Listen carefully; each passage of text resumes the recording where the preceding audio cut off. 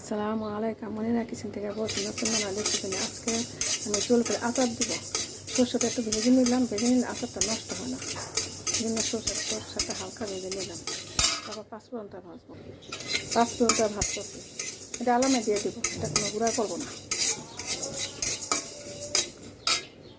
এখন দিলাম হলুদ, মরিচ, ধনিয়া, জিরা, ফাঁকি, গোলমরিচ, আর আস্তা রসুন, আর আস্তা শুকনা মরিচ ফাঁকিও করছি।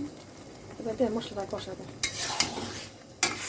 ভালো করে কষিয়ে পাঁচফোড়ন দিয়েছি, আবার দিয়েছি, এটা ভরে দিয়েছি সরষেটা।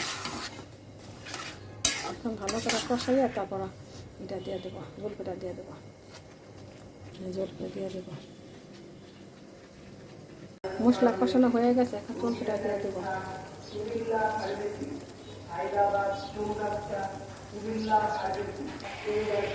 জলপাইটা দিয়ে কষাইয়া তারপরে ভেজে দেবো।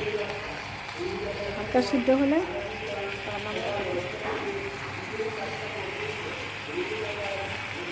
এভাবে আচার বানাবো, আচার বানাবো। খাবেন, মাছের লাইক করে শেয়ার করে ইউটিউব চ্যানেলে সাবস্ক্রাইব করবেন।